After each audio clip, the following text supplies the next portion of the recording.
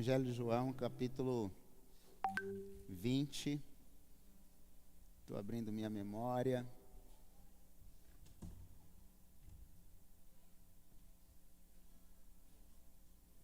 Capítulo 20, verso 19.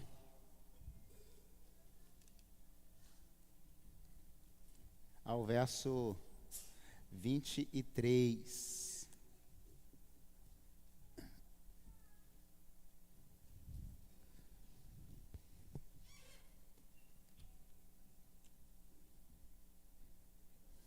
Amém? Amém. Ao cair da tarde do primeiro dia da semana, estando os discípulos reunidos a portas trancadas por medo dos judeus, Jesus entrou, se pôs no meio deles e disse: Pai, seja com vocês. Tendo dito isso, mostrou-lhes as mãos e o lado. Os discípulos alegraram-se quando viram o Senhor. Novamente Jesus disse: Pai, seja com vocês. Assim como o Pai me enviou, eu os envio. E com isso, soprou, presta atenção, 22. E com isso, soprou sobre eles e disse: recebam o Espírito Santo. Se perdoarem os pecados de alguém, estarão perdoados. Se não perdoarem, não estarão perdoados. Que lindo, irmãos. Jesus soprou em seus discípulos. Ele soprou o Espírito Santo. Todos nós sabemos dessa passagem. Jesus, ele aparece no meio de seus discípulos. Eles estavam ansiosos, com medo e sem uma perspectiva. Por mais que Jesus Cristo tenha deixado claro que ele voltaria, que ele ressuscitaria, o medo da morte, irmãos, nos afronta todos os dias. E isso não era diferente com seus discípulos. Mas algo de Deus, o próprio Deus, aparece novamente a eles ali. Jesus Cristo aparece em meio ao sofrimento dos discípulos. Eles estavam com medo. Todos nós temos esse sentimento de medo, de insegurança. Eu tenho certeza que as meninas que estiveram dançando aqui pela primeira vez ficaram nervosas, com medo, ansiosas. Assim como o pastor, toda vez que tem que ministrar a palavra do Senhor Deus, é algo novo todos os dias. Que a palavra de Deus, ela é viva. E tem uma palavra para você, para as nossas vidas todos os dias. Então, toda vez que suba aqui ou em qualquer outro lugar para falar de Deus, é sempre um mistério. Teme o nosso coração, o temor bate, o medo nesse sentido é bom, porque você reconhece que não é sobre você, é sobre o outro. E esse outro caso é Jesus, é Deus. Então o medo de dançar, o medo de adorar a Deus em sua expressão de adoração por meio da dança, bate o medo, não é o medo de não vou conseguir, é o medo de que assim, eu estou fazendo algo para Deus e Ele é maior. E os discípulos sabiam da missão que eles tinham, então estavam ali as portas trancadas, com medo. Mas Jesus vem e dá a paz do Senhor para eles. Em seguida, ele novamente diz: a paz seja convosco.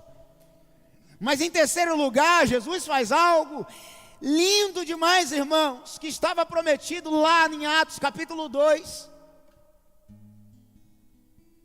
Em Atos capítulo 2. Mas antes da descida do Espírito Santo, Jesus faz algo inédito sobre os seus discípulos.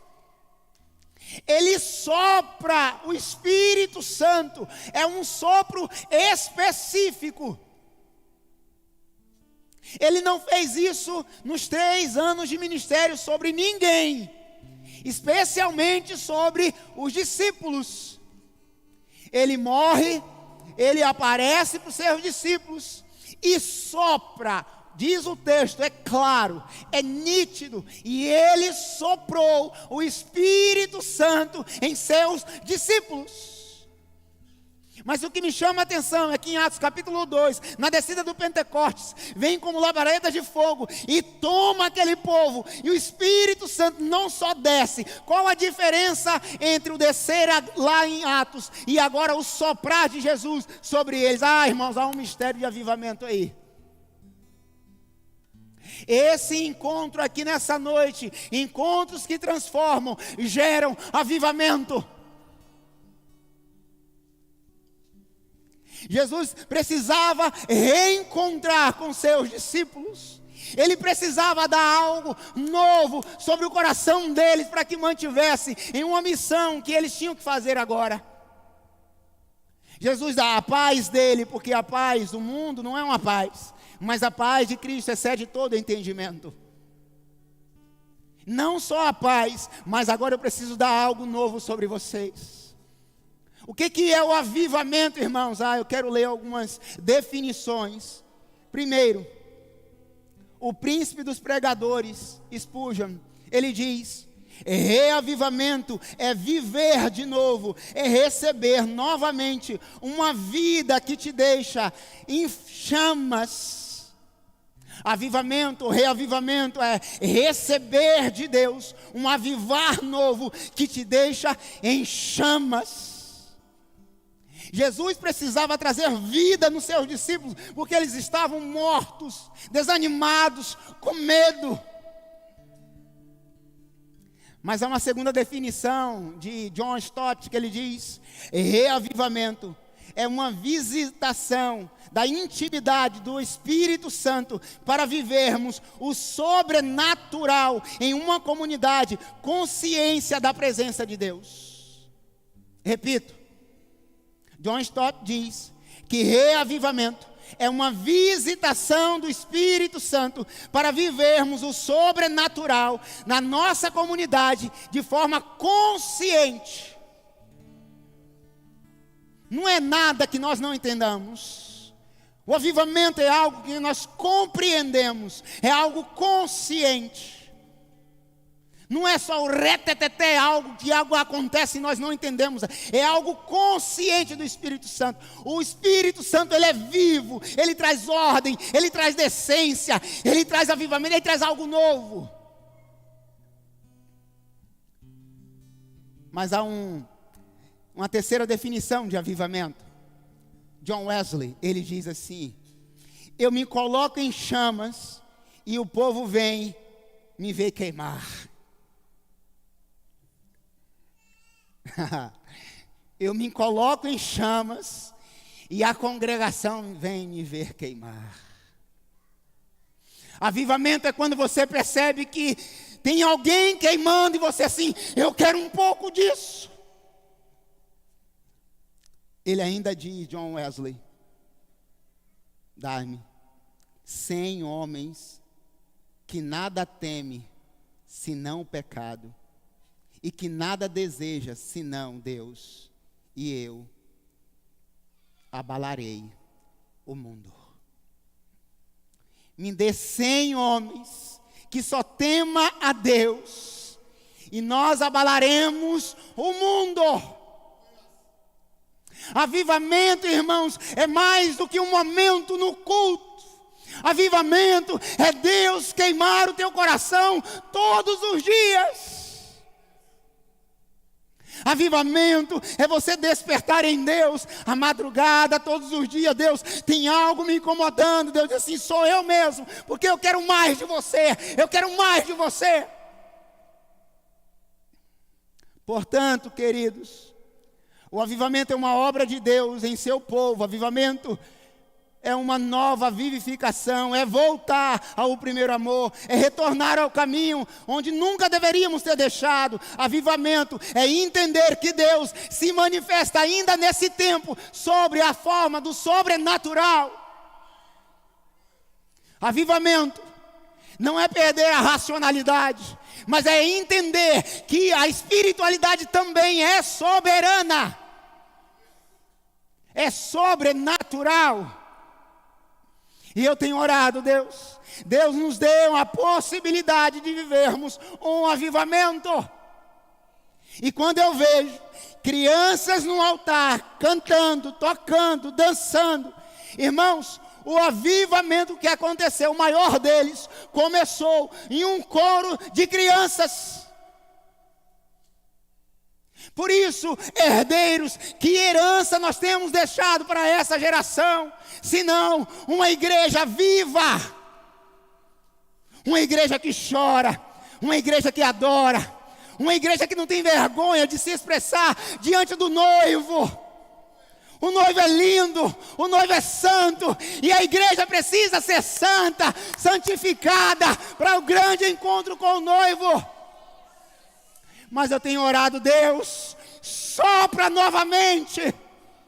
E a pergunta fica, irmãos, qual a diferença entre o sopro e o fogo do Pentecoste?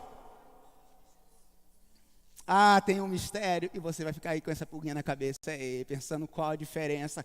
Qual a diferença quando Jesus sopra sobre 12, e agora o Espírito Santo derrama sobre 120. E diz o texto, como labaredas de fogo. Ah, irmãos, eu vou te falar no final, segura aí. Quero ver algumas coisas sobre esse texto. O avivamento é experimentado num lugar improvável por pessoas improváveis. O primeiro princípio dessa noite é esse. O avivamento, ele acontece em um lugar improvável por pessoas improváveis.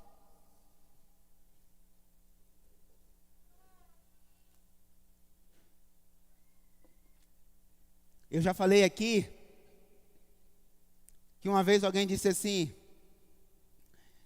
eu acho que o Renan vai lembrar disso, mas Renan é muito novo, quer dizer, não vou falar, senão a minha idade, né?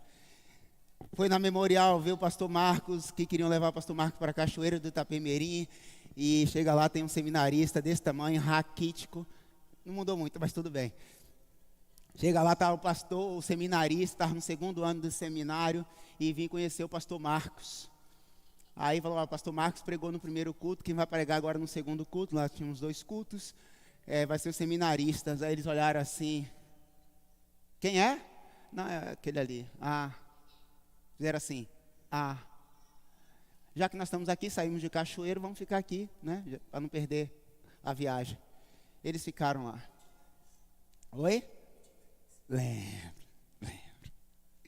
Estava lá, preguei, eu não lembro nem o que foi que eu preguei aqui, também é demais, né, lembrar. No final eles vieram assim, pastor, perdão.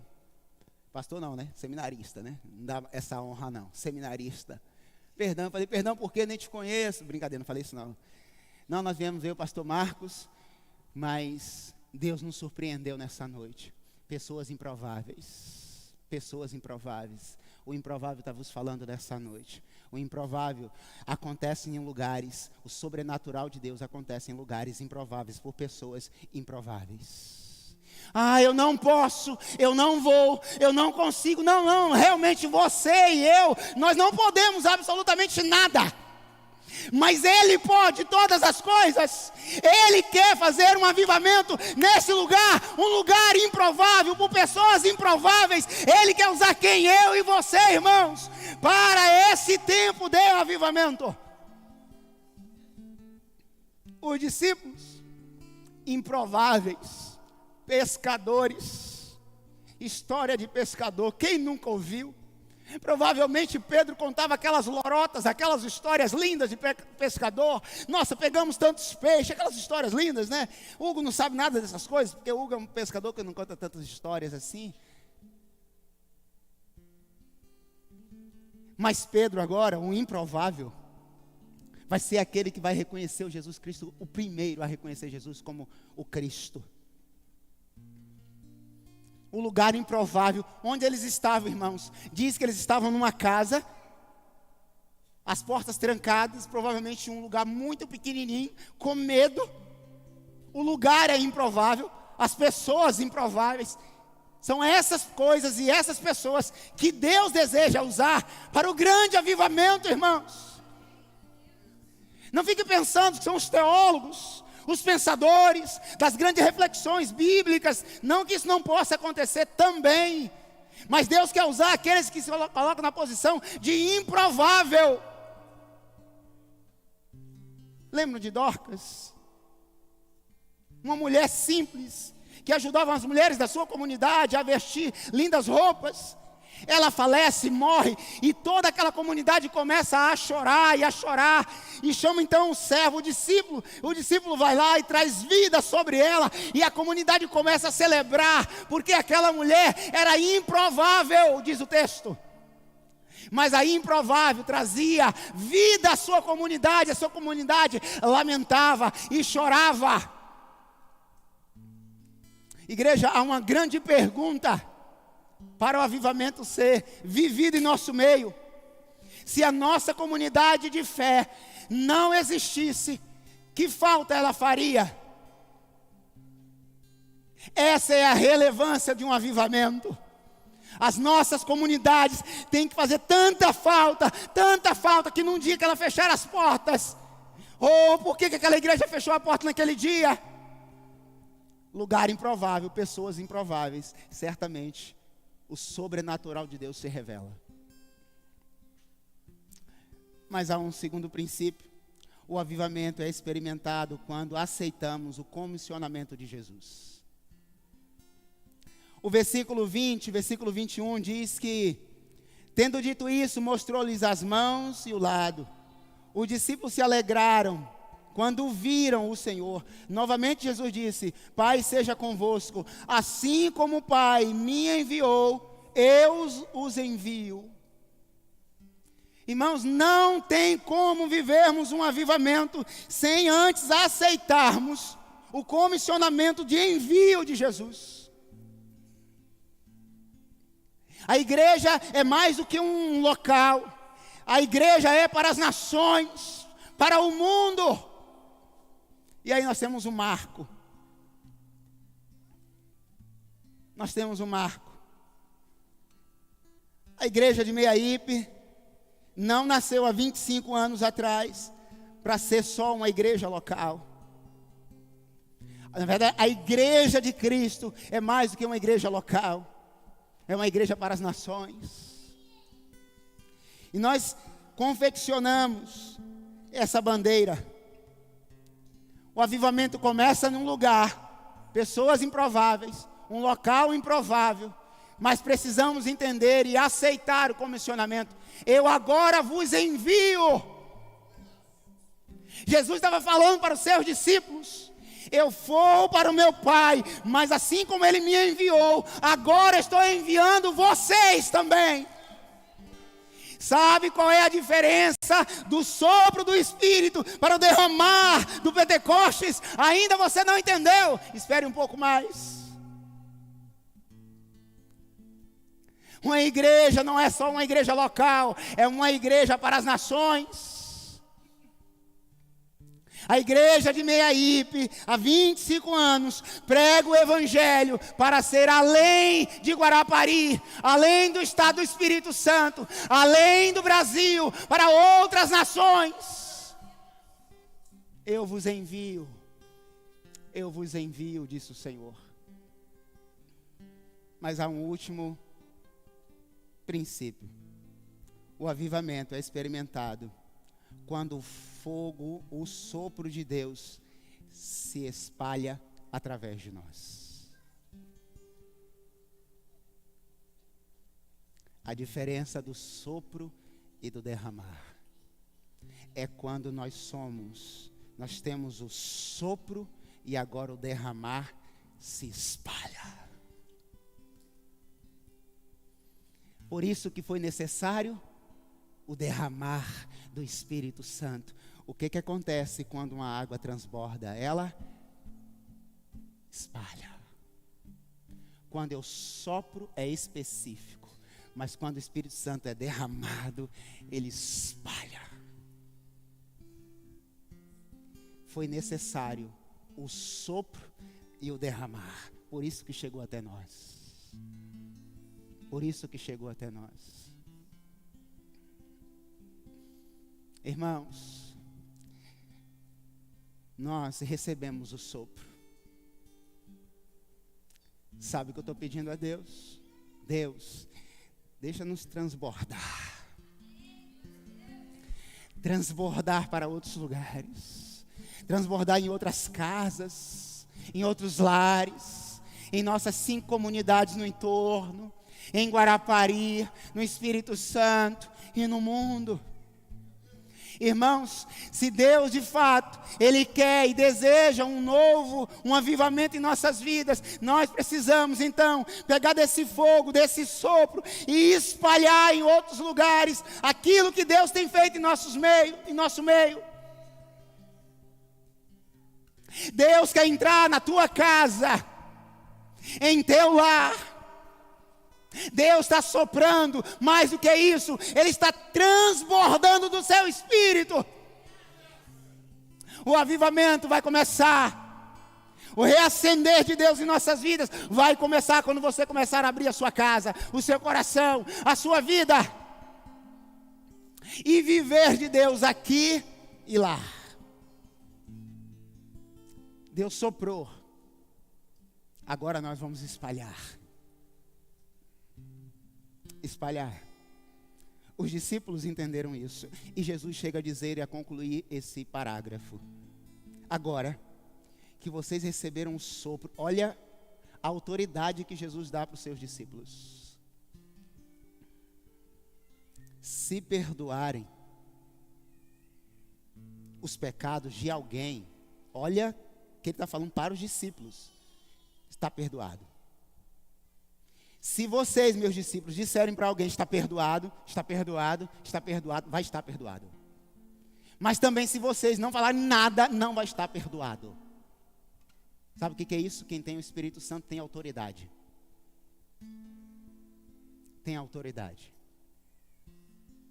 Deus, nós precisamos restituir em nós a autoridade do Espírito Santo.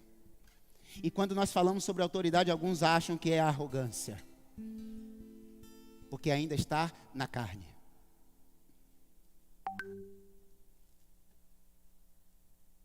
Alguns confundem a autoridade com arrogância. O Espírito Santo está aqui. Precisamos de um avivamento.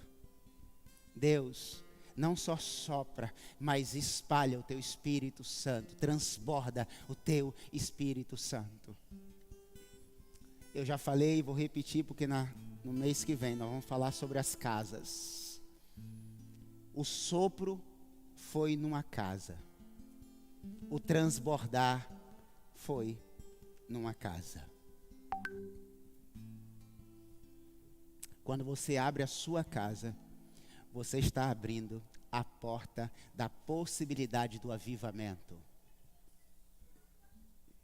Quando você diz assim, na minha casa não, você talvez esteja fechando a sua casa para a possibilidade de um avivamento.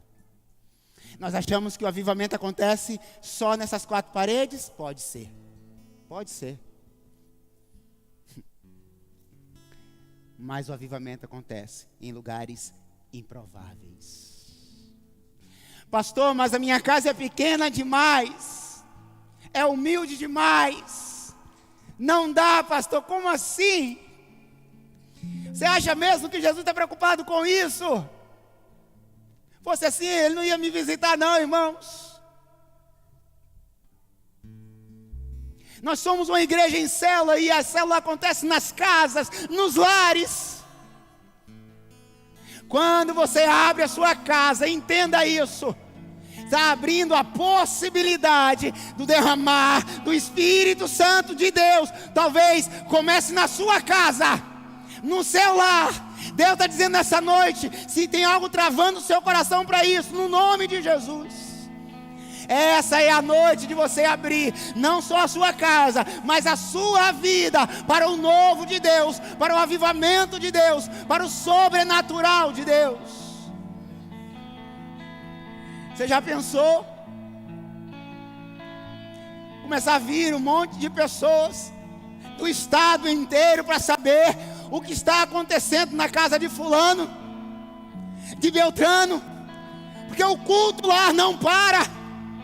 Porque pessoas estão sendo curadas, transformadas e libertas. Já pensou, irmãos? Se você não visualizou isso, eu já visualizei. Que Deus vai levantar e vai abrir uma casa em que isso vai acontecer para a glória dEle, para a honra dEle. Começou em uma casa, o fogo se espalhou e chegou de milhares de casas, que chegou até nós, chegou em nossas casas, que está aqui nessa noite, chegou na minha casa, chegou na sua casa. Tudo começa em uma casa.